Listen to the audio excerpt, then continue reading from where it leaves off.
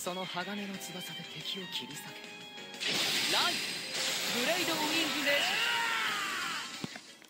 Alright, hey, it's Chan from DifferenceInSkill, and I just felt like doing that as my intro this time because I think Kai is super moe, and damn, Blade Wing Rushy is cool in the anime.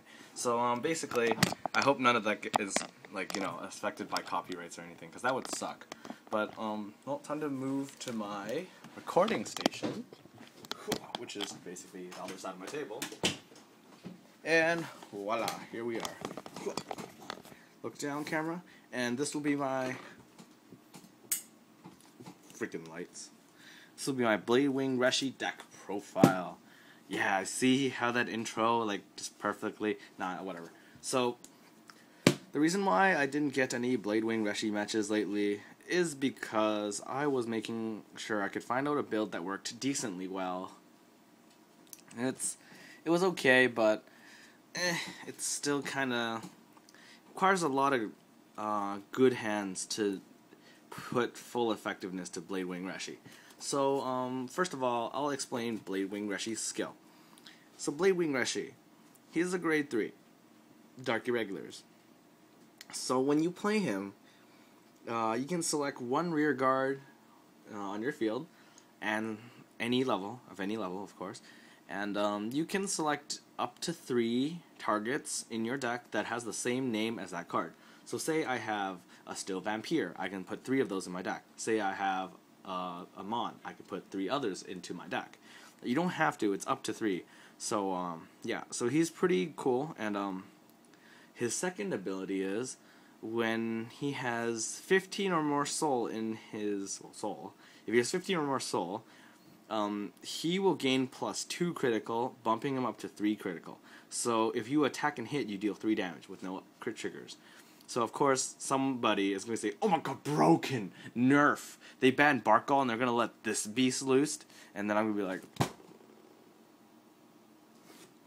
this is my palm, and that was my face. So, yeah, some weird people say stupid shit like that. But anywho, so he's a fun card. To be honest, I think this build is the best Dark Irregulars build I've actually tried. Because before I was playing pure beatdown. It was just like, okay, so I attack, and I attack, and I attack. I need 6 soul, I need some bikes, I need this and this, and this and this. And then it was kinda, I don't really feel like I'm playing Dark Irregulars. I feel like I'm trying to play Mock Paladins. So then I tried out Blade Wing Rushy. Now, he is really fun. This is probably the most fun I've had in a long time playing Vanguard. It was so fun that I've played at least like 20 matches today, which is around 60 games.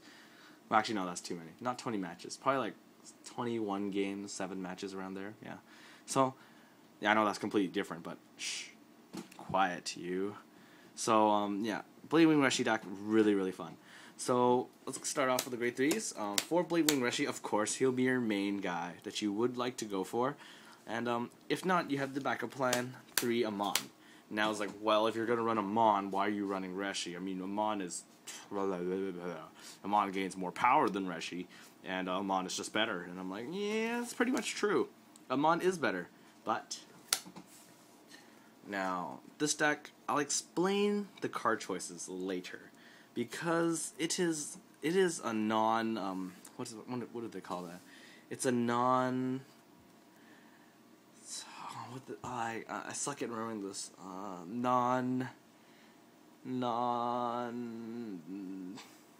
it's not convenient, it's an awkward deck, let's just say that. It's not a commercial deck, I think. It's not a something, whatever. It's basically not a normal deck. So, there's some little bits and pieces you use to, you know, fiddle around with it. So yeah, these are my grade 3s. I run 7. A bit less than normal, but it's okay. My grade 2 lineup. 2 Succubus of Deterioration. So Succubus here, when she's in your Vanguard zone and you play a rear guard, soul charge 1 card. Very simple, 9k, only good on turn 2, but, you know, very, very good nonetheless. Play 4 Emblem Master. Now, Emblem Master, when he attacks the Vanguard and hits, counterblast 1, soul charge the top 3 cards of your deck. Pretty simple. a lot of people will, like, some semi-annoying people, in my opinion, were watching me play. It's like, oh my god, you got so many triggers. Oh my god, 2 triggers already. Oh my god, and just kept saying it. I'm just like, I don't give up. I don't need to use all the triggers. You're probably not going to trigger all of them in the course of a game anyways. So, and then I was semi-upset, but, you know, it's okay. So, Emblem Master, pretty simple effect. Hit Vanguard, soul charge 3 cards. Very good, I guess you could say. Normally you play at turn 2, of course, and you attack, and then if it hits, soul charge 3. It's very, very simple. And its effectiveness kind of dries out after turn 2 because, you know, opponents at level 3, they have extra cards in hand, they can opt to guard this. It's pretty easy. It's probably only, its highest is 21 with a 12k bike behind it, but that's highly unlikely. So I play 4 of him, and 2 Dark Soul Conductor. So Dark Soul Conductor is when he enters the Guardian Circle, and, well, basically when you guard with it, intercept or guard from hand, you can soul charge 2 cards. So the reason why I only play 2 is because it is really hard to find a situation where if you guard, you can guard for 5, and then you can soul charge 2 cards. Now, I would consider it situational, but in a sense, if you just throw it and guard with it and soul charge 2 cards, it's okay, I guess. But it's very non-efficient. Things like Emblem Master are also non-efficient because you need to hit, but the reward is 3 soul, which is pretty good. So, if I were to take these out, I would take out Flirting Succubus. I mean, I take out this for Flirting Succubus. Flirting Succubus is a 9k grade 2, which is really, really hot. It's worth approximately $20 for the Japanese PR, and when you play it, soul charge a card. Now, so simple, right? If they come out in English in set 3, I will definitely grab all of them, because they're hot. Okay, so that's my grade 2 lineup. I only play 8 for some strange-ass reason. Weird. Okay, now for grade 1s. 4, time-propelled Demon Bike.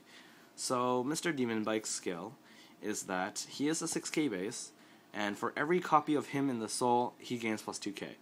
So, maxing out with 3 in the soul, he will become a 12k booster, which is the main reason why Reijy is actually playable. So you see the plays, right? So you play him in the back prior to level 3, you play Reijy, select him, take all 3 of these, and shove them into soul. So you have effectively gained 3 soul and then a 12k booster, which is great, because Reijy by himself does not gain power. So he will be attacking for, like, I don't know, nothing if you don't have Demon Bike. So, pretty good. I definitely suggest running 4. 4, Alluring Succubus. So, when she's played, soul charge 1, 7k, pretty standard stuff. I play 4 because you need your soul. You need your soul. 4 Yellow Bolt. Now, before I was like, this card really sucks. And it does. So, the only reason why I use it is because it is the most consistent way of getting soul in multiple turns. So turn 1 you play it, tap, get 1 soul, tap, get 1 soul, tap, get 1 soul. Of course you're losing a booster, but in this deck, since you have a really weird playstyle, or at least I do, which is what I think you're supposed to, what they wanted Reijy to do, that's how I'm going to do it. So yeah, I'll explain all these gimmicks later, but basically rest it, add 1 soul charge top card of your deck. Really, really useful. Not too amazing, but 3 Courting Succubus. So when her ability is, when she boosts and hits anything, Vanguard or Rearguard, you can soul charge the top card of your deck. Pretty simple. It's also hot. 3 Hair of the Marching something something something. Perfect Guard. Yeah, pretty simple. I only play 3, probably because I only have 3, and if I had 4, I probably wouldn't play them because it's a really irrational reasoning. Like, my reasoning is really irrational because I say, since I soul charge everything, I might as well not play 3, which is stupid. But I basically play 3 because I don't have 4, and even if I had 4, I wouldn't play 4, just cause I don't normally play 4 unless I'm playing a deck that has insane draw power, which, you know, consistent draw power at least. Draw triggers don't count. So Greedy Hand. Here is our new starter. His ability is, when you play a card over him, move him to the back, counterblast 1, soul charge him, and select one card in your deck that's level 2 or lower and soul charge it. So basically it gives you a free soul. And then another one. So basically you choose something that you don't want to draw. Say you're at grade 3, you select one of these, because these are virtually useless now. Or you select, I don't know, like something useless. Mainly it will be this. Because if you didn't draw it turn 2, it's not going to be useful anymore. So throw these girls in. So this one. 2 Dark Knight, crit trigger, and 2 of something Blitz Ritter or something. I don't know. I don't remember its name. So basically, I play 2 different crits, so people think I'm playing a stupid Reijy build running 8 crits, but I won't be because Reijy comes with 3 of them. Yeah. And I'm gonna play 4 draw, followed by 4 more draw. Now, Hysteric Shirley is amazing. You soul charge her, soul charge 1 card. It's free. You lose a draw trigger, but oh no, it's a draw trigger. What minus I lost for 2 soul. And I don't generally like to use it, but it's very, very handy when I do have them. Sometimes I keep them in my hand because I want soul, and I need it. And of course, 4 heal triggers. This cat is much cooler than the other thing. As you can tell, I like cats because I have that cat bank.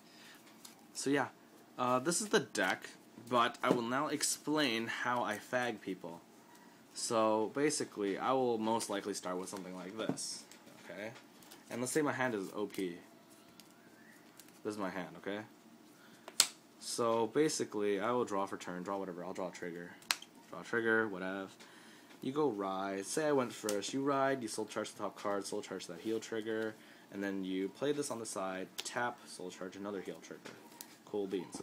You attack heal trigger, because all my heal triggers were stacked together. And then, let's say you're godlike, and you draw this. Woot. You draw this. So, of course, you ride this. And then you play this. And you play this. Since you play 2 units, soul charge 2 cards. Let's say I soul charge these 2. So, okay. And this is like, this happens really often, so it's not really like too, whoa, okay.